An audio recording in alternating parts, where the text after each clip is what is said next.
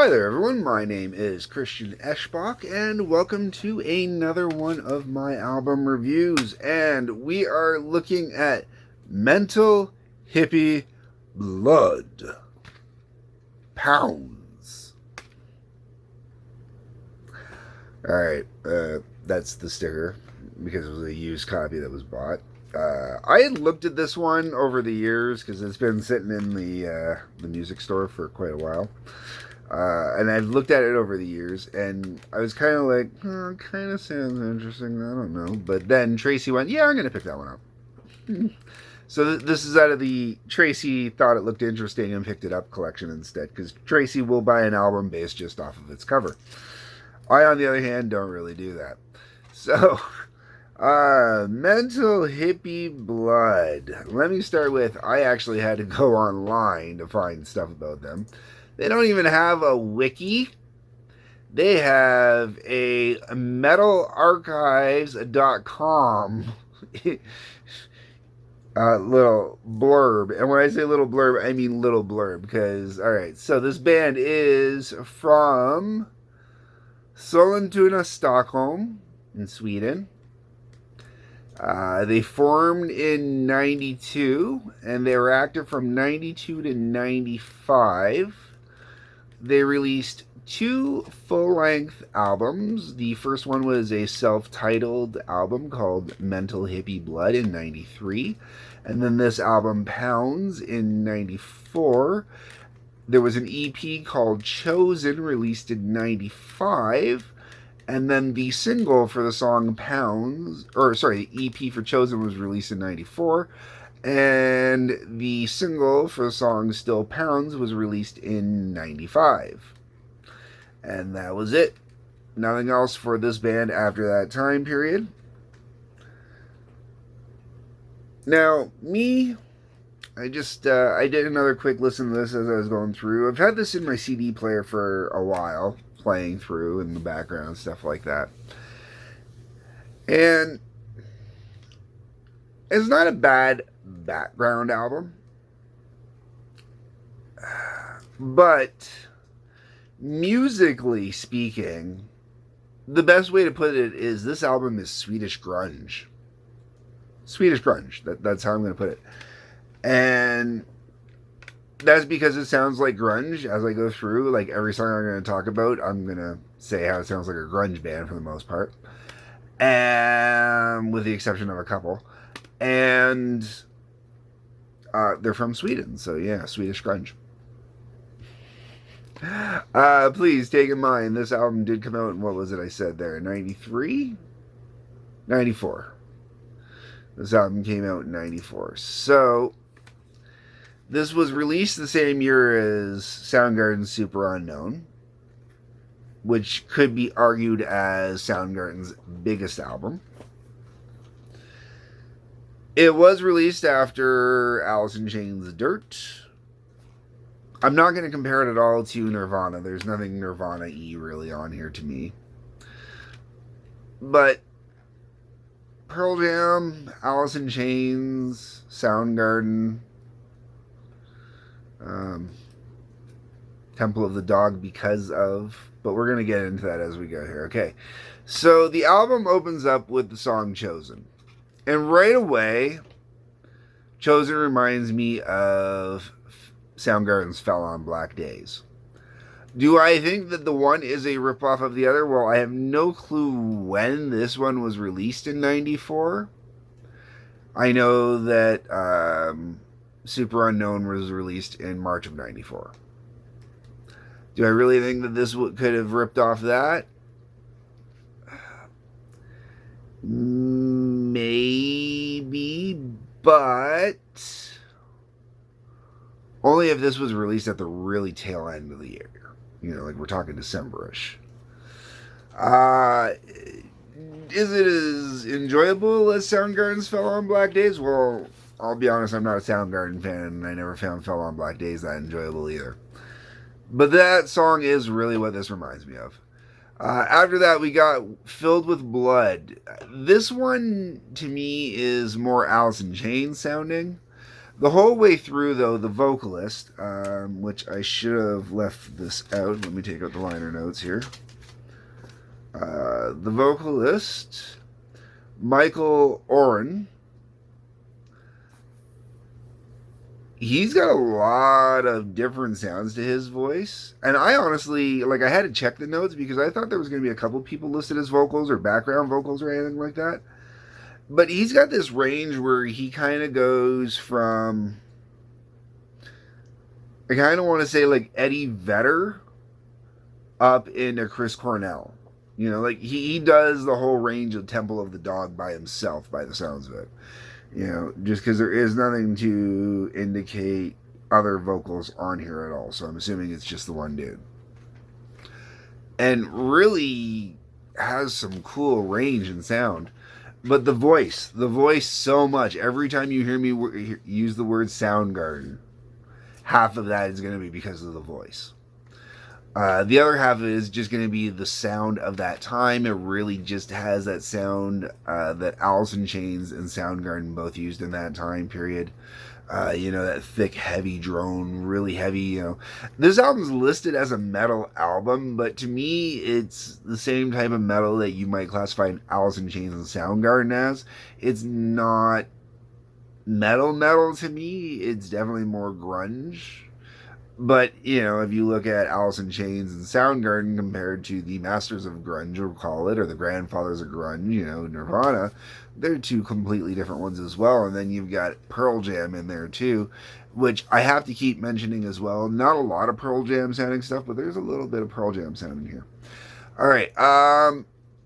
After that, we get to the next song, Beaten Mother. This is the first song I'm iffy about, as if it's actually enjoyable more than just this album, we'll say. And it's got a really great bass driven kind of riff going through most of it. It has this one here, to me, and out of all the grunge bands I'm mentioning, or that era I'm talking about, Faith No More is the one that I probably have listened to the most, and I actually enjoy the most.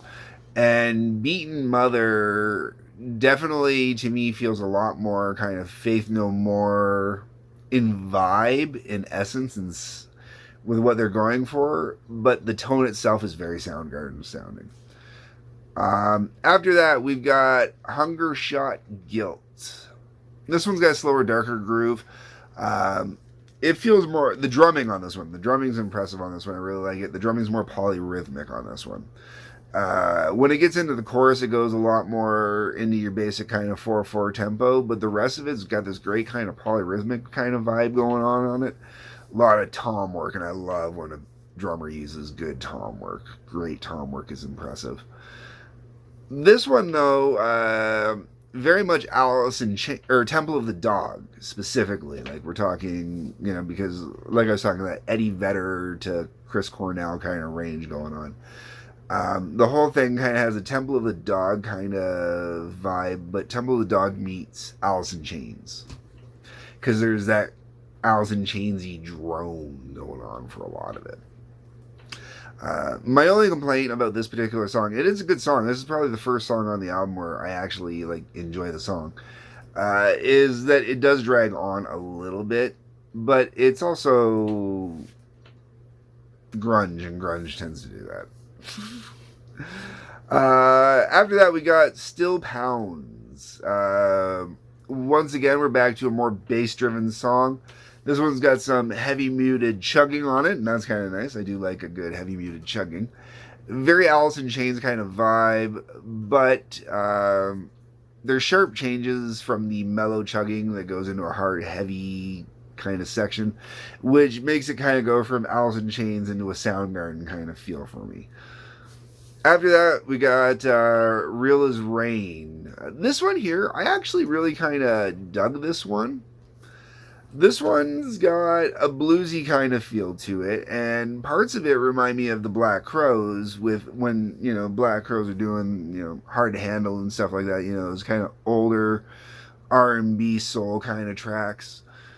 But it also has a Pearl Jam kind of vibe to it as well. You know, like this one doesn't really go kind of Soundgarden or anything like that. Like it's kind of definitely, to me, Better Man is really kind of the song that stuck out in my head as I was hearing this one, as what it makes me think of.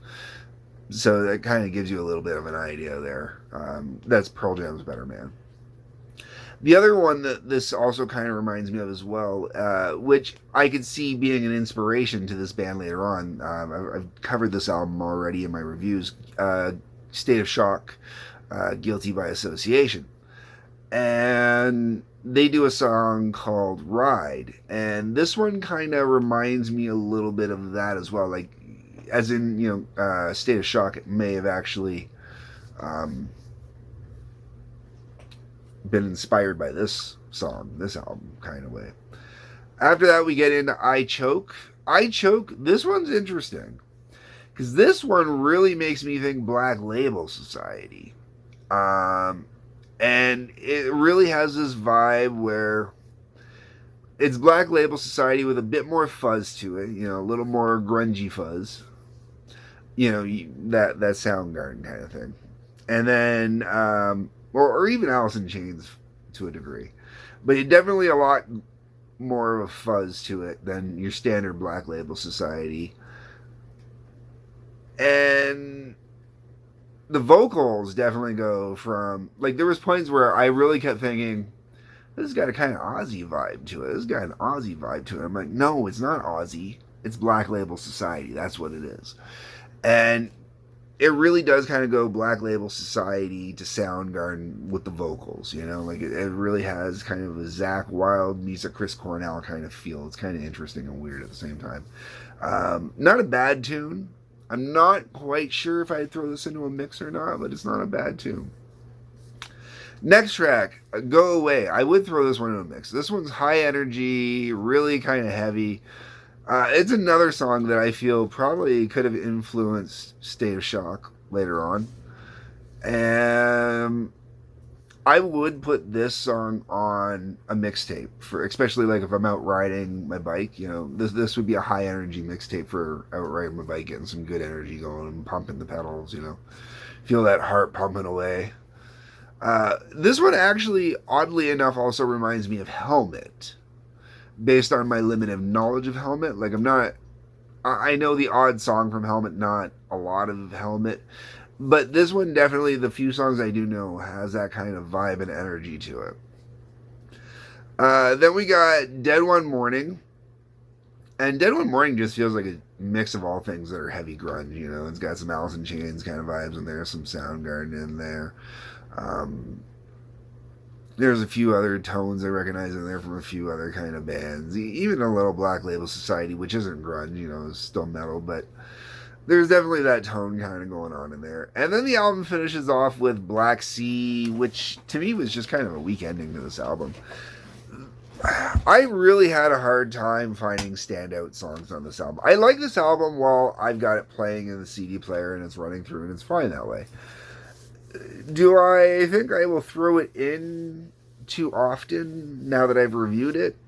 No, not really. If Tracy asks, I'll put it in. You know, Tracy can go put it in herself if she wants, but it's not a bad album. It's enjoyable. That's really the best I can say about that. It's enjoyable. Was it worth the $5 that Tracy paid for it? Well, she actually got it for less than $5 because we bought it when all the used albums were on sale. So she got a good deal on it that way, I guess. If you find it, and you can find it for $5 or less, check it out. You might find something on there you like. For me, the problem is just too much grunge. I've never been a big grunge fan. And I don't mind Black Label Society, so, you know, that's okay that way. And if it was more Black Label Society or more Helmet and less Soundgarden, I'd probably be into it a lot more. The most impressive part about the Soundgarden is the Chris Cornell sounding vocals. And if Soundgarden ever wanted to go out on tour and need a new vocalist, I would say they should check out this dude, because I think he could do the parts. Anyways, yeah, so that's Mental Hippie Blood Pounds. Let me know what you think. Comment section. That's what it's for. Hit that like button. Hit that subscribe button. There's that little bell thingy for the notifications, let you know when new ones come out. There is a link below for Patreon. Peace. Love. Take care.